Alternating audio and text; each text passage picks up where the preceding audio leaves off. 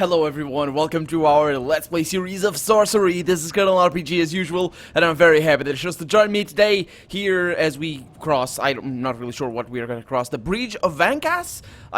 Anyway, last episode we climbed across, I guess it's this uphill over here. There were some mines down there and some machinery, but we couldn't go in there without risking being killed in the face. And up here we fought a troll, and I suppose if I click here, you'll see. Yeah, it was a flawless fighting, so it was good. I mean, I did get help by my magic, but alas, we only have 6 gold, no rations, and our stamina is down to 10.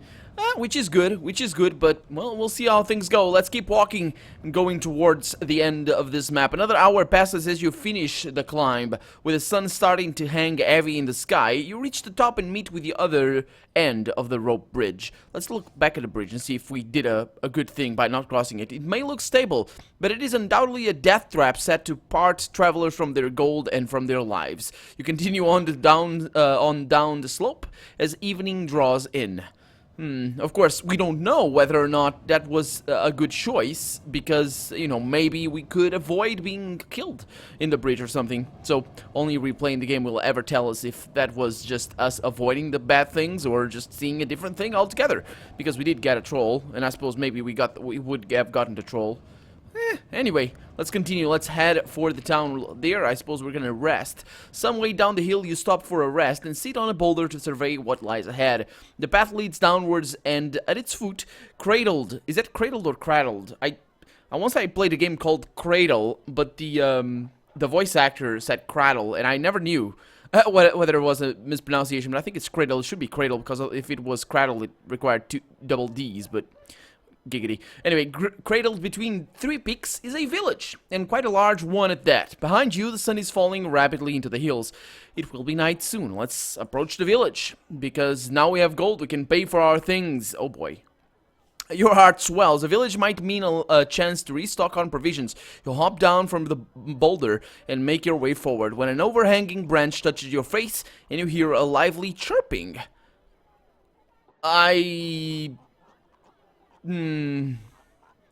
Let's whip out my sword here, but the branch, what is that lively chirping? Could it be birds? Can I pray? I can pray, which is a good thing. I think I'm gonna not do that, actually. Because if it's something that requires me to pray in the actual choices. Let's, turn around. You turn quickly around. Hovering by your shoulder is just a small creature. Oh, it's these guys again. The elven or whatever. Damn it. The size of a bird. It's childlike but very thin, with green skin, and it flits around you on transparent wings. It seems friendly enough. Oh, that's good. It even lands on your shoulder, its tiny clawed toes pinching slightly. Let's talk to it. Greetings, little creature. Oh, it's a fairy. Oh, hello to you, the creature replies, chirping. My name is Jahan. So, what are you? The creature does a backflip and gives you a low bow. I'm a Minimite. Pleased to meet you. It reaches out a tiny hand and shakes your earlobe. Oh, that's cute. Cute. I was gonna go for cute, and then I mixed. Yeah, it's the new thing. So what can you tell me about the village? Yeah, you point down the valley. Is it safe? That's Biritanti, and it's very safe. It's the largest village in the whole of Shamutanti Hills. Every traveler who comes this way spends at least 1 night here, so it's a little bit expensive, especially for Minimites, but pleasant enough. The creature starts hopping up and down. Come on, he grumbles impatiently. Let's get going, can't we? Well, I'm not really sure I trust you, little guys. The village does look pretty cool, actually, in that drawing. So what do you want with me? See that village? The creature replies. Last time I tried to go through, they told me I wasn't welcome, so I wouldn't mind some protection. Yeah, I'm not going anywhere until you're gone. Sorry, little guy. You tell the creature gently. Well, I'm sure you'll change your mind eventually. Minimites get very attached to their owners, you see? And I'm quite comfortable. Stay here or go on. Well, that's up to you. Well, I really don't want... If you're not welcome, why would I welcome you? If these guys are nice, why did you say they were nice? What's up with this guy? Why are you not welcome there? Okay, let's swat it away. I'm sure it... maybe it's magic. Oh boy. You try to swat the creature away, but it is too fast for you. I'll be quiet, Jan promises. You won't even remember I'm here. It doesn't seem likely, but equally you seem to have no choice. You descend into the bowl of the valley. The hills on either side are towering tall and throw the village into deep shadow. It would seem a very gloomy, threatening place, but from the streets come the distant sound of laughter and merriment. Okay, apparently we have a new friend. Let's enter the town. Slip out. I need to enter the town. Let's enter the town and see what happens. You continue along the path. The sounds of festivities grow louder. It's almost spooky here in the shade of the valley, and after so long on the dire road, the people in this village seem to be enjoying themselves. See? The Minimite on your shoulder remarks. I told you it was a happy place. So, what's going on? Are they bewitched or something? Han shakes his head. Nah, if there was magic, believe me, I'd know. This is the festival of the young. What's that? Well, take a look. Han waves a little hand around the village. The idea is that once a year, the children are allowed to the freedom of the village. It is a time of great fun and lots of pranks. It becomes quickly obvious what it means. You pass the first few buildings where you find a number of children sitting in the street and drinking ale from deep mugs. Further on, a young boy is holding a woman over his knee and he's spanking her. On the other side of the street, a group of boys is fighting outside a hut with a sign that says Glandragor's Tavern. It's a complete mayhem. Oh boy, let's rescue the old woman. You stride over to the boy intending to rescue the woman, but at the sight of your manners and sword, the boy puts her down and gets to his feet. And what are you about? He demands. I'm the leader of this village for today, and I say get to bed. Let's laugh at him. Let's not strike the guy. You laugh at the boy. He's quite clearly enraged and lets up a hollering cry. Suddenly, there are 100 children around you. And not all beggars, but well-fed and armed with sticks and pitchforks. Han is making a hissing noise in your ear. Better run for it! Whatever you say, Han. Let's go. Swallowing your pride, you turn to race. I wouldn't want to fight 100 kids. I don't want to kill them, but they would kill me, I think. Swallowing your pride, you turn and race out of the village. The children follow, standing by the gates and waving their impromptu weapons. Well, Han sniffs. You're quite the warrior, aren't you?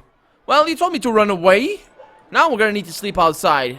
You better conjure up some food, little guy. You make your way out of the village and into a stand of tall, dry trees under the overhang of one of the cruel mountainsides. Between curling roots, you find a small place to settle down to rest. Han perches a little way above on a knot and is quickly asleep. You are tired enough to follow suit. Well, let's settle down for the night. You rest your head onto your backpack and close your eyes. Your dreams are filled with walking, with peaks and valleys and endless paths. A curious light plays across them, building walls to heights before ruining them as it moves away. The rest of the night passes quietly. Okay, that's good. It's always a good thing. Man, I wish I could go there. I could have figured. Well, it's their own tradition, I guess. Let's get going. You rise early from your spot beneath the trees. As you gather your things, Han leaps up onto your shoulder. Ready to go? He chirps. You rejoin the path on the far side of the Biritanti. The sun sits on the horizon like a gleaming jewel. If all goes well, you will reach Torrepani today, the last village in the Shamutanti Hills. After a short climb, the path breaks, heading uphill to the left and downhill to the right. Okay, Jan... Or Han, I guess. I went with Han first, so I'm just gonna go with Han from now on. So which way?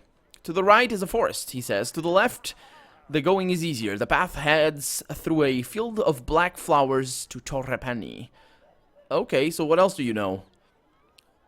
You demand suspiciously. Nothing, protests the creature, and that's a fine way to talk to your guide. I'm not charging you for my advice, you know. Well, I don't want you here. You'll get no more from the creature. With Torrepani so close, it hardly matters which way you go, surely. Okay, I'm gonna pray right now, because I think the dolphin is gonna go away pretty soon. And that brings me up to 17 stamina, which is pretty good. So we can go to the right, which is through a forest, I would say. And this looks like the black fields of blackness that we heard. Those noises are kind of weird, the ones you hear on the background. Let's go to the right here, through the forest. Hopefully things will go better from there. Could be a red herring or something. We go right, you decide. Then be on your guard, Han warns you. You climb a rise, the way is not too steep, and as noon approaches, you have crested the ridge and are descending yet again. You are now at the highest point of the hills, where the trees are thin, the view west goes on forever, and sometimes you catch glimpses of Carre on the northern horizon.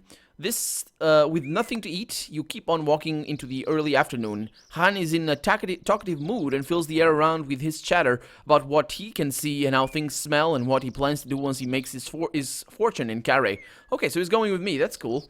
It's probably the fact that the game didn't give me a choice to whether or not to bring him with me. He's probably a companion for later games as well. So he seems pretty friendly, though. I will give him that, but I kind of was distrustful of him because, you know, it's a little creature and the Elvins were pretty bad. You pass from the open hillside into a patch of deep forest. Quite suddenly, Han falls quietly and hisses in your ear.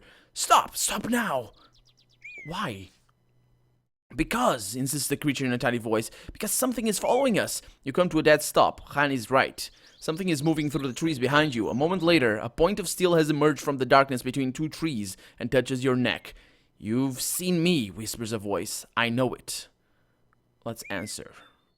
It's not killing me right away. It should be okay. Let's answer. I see nothing, you call back. You are quite fine. It is not I who is not safe, returns the voice. Oh. Let's prepare for fight. You have a moment to draw your sword before the tall, dark figure of an assassin emerges from the trees. He is dressed head to toe in black, and you had not seen him a moment before. Even though he had been standing a mere arm's length away, he wields a sharp scimitar in expert hands. He does look pretty assassinish. Okay, so do we want to cast a spell here? What kind of spell can we get out of this thing? Okay, so we have a shield, probably not gonna be... Yeah, that's gonna be the walk, not interested in that. The zap, nah, probably not gonna work. I don't think it's gonna be the thing I want. What's that one? Fix. What? Causes fixedness. Okay, let's not waste our... the zap is gonna take 3 stamina. We should be okay. I'd rather spend 3 stamina fighting this guy, although it's probably gonna be a terrible, terrible battle. But let's see how things go, so... you bring your sword up to bear.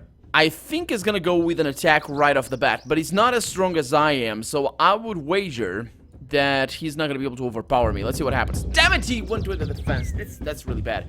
The assassin bows to you, taps 2 fingers against his chest, and readies his stance. You measure the weight of your sword, then bring it up to deliver a cleaving blow. The assassin covers himself. He's left breathless, but otherwise unharmed. Closing his eyes, he murmurs a quick prayer as he sets his stance. I think he's going for a power attack, so let's defend. Let's go with defense here. Yeah, okay, so I'm beginning to know this guy. That's okay, that's okay. You drop yourself into a crouch as he powers forward, but it only tires him out. You are mostly unharmed, and the assassin laughs appreciatively. He spins his sword about to shift the sword across his body. He's gonna go for a slow attack, I am pretty sure, so I should be able to cut him. Yeah, there we go, that's nice. Only 2 damage, man. Time to attack. You rush forward with a deep, heavy slash, but the blow you land is only minor because the assassin has adjusted his stance swiftly. You knock the assassin staggering into a tree. He seems more surprised than hurt. Breathing deeply, he whispers a mantra as he readies his blade. He's going for another power attack, I think. Yep. Okay, it's gonna bring up my strength and bring down his strength. You whip up your defenses as he attempts a strong stroke. You parry as best you can. He nods to you wisely. The assassin swivels his grip. The weapon sings as it moves.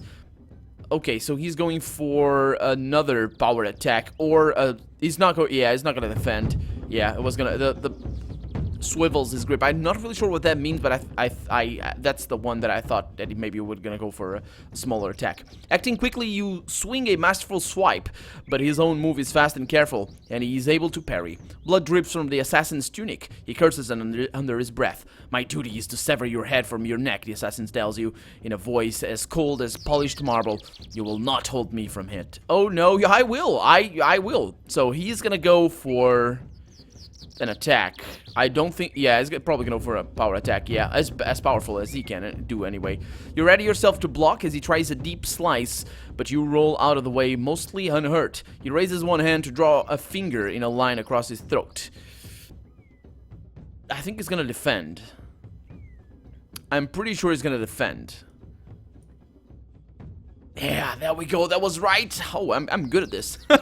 Oh man, I've been doing well. Leaping into action, you sting with your blade low and fast, saving your energy, but the impact clangs against his turned sword. He grins. He is bruised but not seriously hurt. Well, is he not? Anyway, the assassin flicks the blade through the air, crouching as he moves. He's going for another defense, but I'm gonna go with a power attack here. Oh, he's not, actually. That was good. That was good. Yeah, that was a risk, but I'm fine with that. The trees, that was a competent combat. Yeah, it wasn't too great, was it? The trees watch as the battle unfolds relentlessly. You cut and thrust, keeping him pinned. You drive forward with a deep, heavy blow. He's off balance and moving slowly, and the blade goes deep. He turns and tumbles, releasing his sword as he topples. I'm not so proud as to not admit when I am beaten, he groans. You may finish me if you choose, but if you do me an honor and use my own blade. Hell not, I'm not gonna do that. The assassin is not dead, but he lies on the floor, gasping him. Okay, I'm not given a choice. Should I spare him? But he's gonna come back if he... I don't know if I should spare him or not. I don't think I should. He seems quite honorable, though. You may finish me if you choose. So he doesn't know whether or not I'm gonna kill him. Why did he say that? But more importantly, he's kind of giving me permission to kill him, which is kind of weird. And I don't know what he's up to. I think the game is telling me something here. I'm gonna spare him. I don't really need anything. Maybe he's gonna... I don't know. Let's spare him. Then get up, you tell him, holding your sword back, but not putting it away yet. He nods and sheaths his own blade. You are an honorable man. I am glad to meet you. Now you have saved me. You own me, in part. My name is Flanker, and I'm an assassin and a thief. So, why did you attack me? Oh, it is a simple matter. I pick on wayfarers for practice in hiding and in killing. I assumed he would be no match, especially when I saw your pet. He points briefly at the Minimite, who is currently hiding under a fold in your tunic. But I see I was wrong. He bows his head once, perhaps in respect, perhaps from the pain of his injuries. You are traveling to Carré, he asks. Yes, I am. I go that way as well, he says. I will not travel with you, but once you are there, perhaps I will see you. If so, I will not forget the debt I owe you. Yeah, that's what I was hoping for, actually. Very, very good. So, I will remember you there. He bows his head again. This time, it is definitely from pain. Go, he hisses. You cannot aid me. Let's help him. No, you reply. I have caused your wounds. I will help you. He grins with gritted teeth. Are you a doctor? If I do not think you are. Let's bind his wounds, see what happens. Tearing strips of dark fabric from his clothing, you bind his wounds tightly and the bleeding lessens. You are too kind to a man who was about to kill you, he murmurs. Let that be your lesson, you reply, as you gather up your things and head out the forest, leaving him behind. You have a sense that you have made a powerful friend. Hell yeah, I have. He was pretty powerful. It was pretty good. It took like 3 health from me. So, yeah, I don't think the zap would... the zap would probably have killed him or something. So, it was good. Let's leave the trees. It's good that we came this way. Yeah, that was a good decision right there. How much longer do you think we'll be traveling today? The Minimite on your shoulder asks. I'm hungry and tired. We've gone such a long way. Well,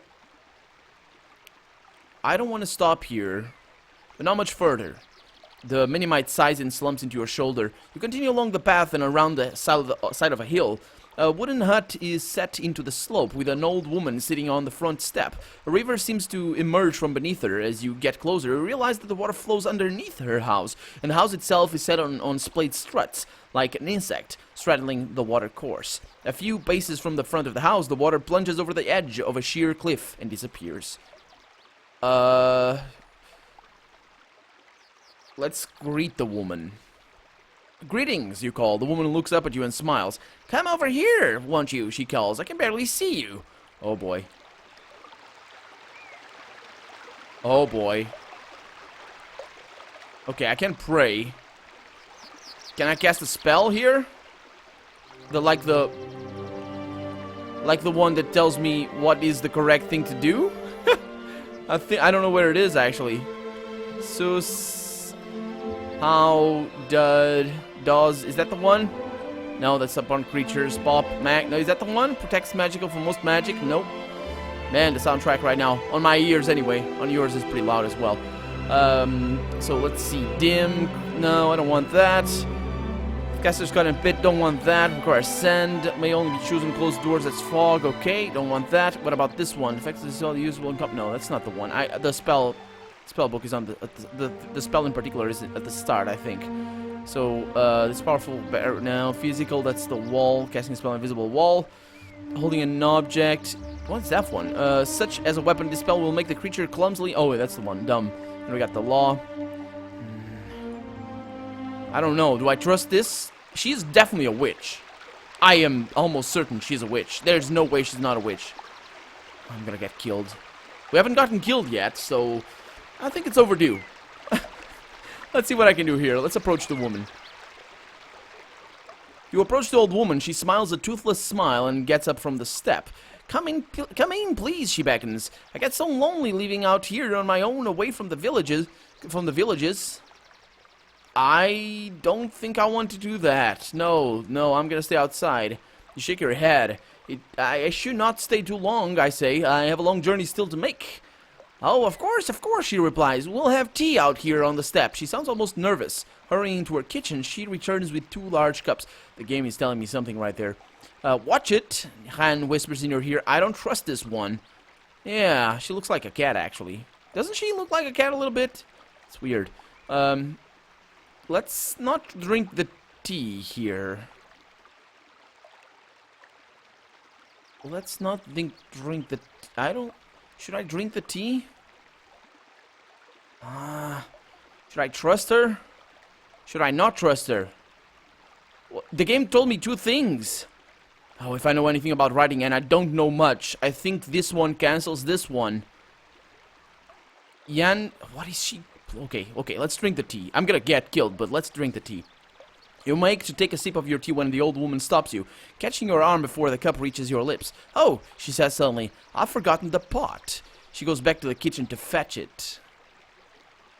What? Why did she stop me? Oh, I can switch her...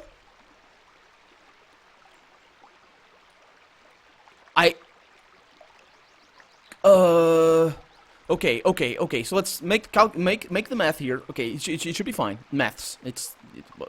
Never mind. Anyway, so it should be fine. She sounds almost nervous. So the game is telling me that what is happening, that she's bad, basically. Let's go with that one. And then hurrying to her kitchen, she returns with 2 large cups. And then Han whispers in my ear to not trust her. So it means that she's okay. So I should trust her because.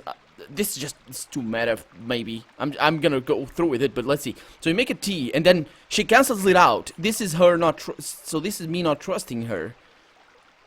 So if I don't trust her, I switch the cups with her. But I can't reconcile that. Why did she stop me? Why did she stop me?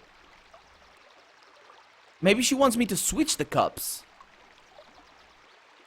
Oh, I think that's what it is. She wants me to switch the cups. Does she? Oh man, I'm reading too much. Maybe she's just friendly. Let's, I don't know, the game is giving me a lot of options to be mean. So let's just drink the tea and die. You lift your mug, blow away the steam, and take a sip as the old lady returns. The old lady lifts her own mug, and takes a deep gulp. Your own tea is gently refreshing, okay. Then she sputters and coughs and grips her side.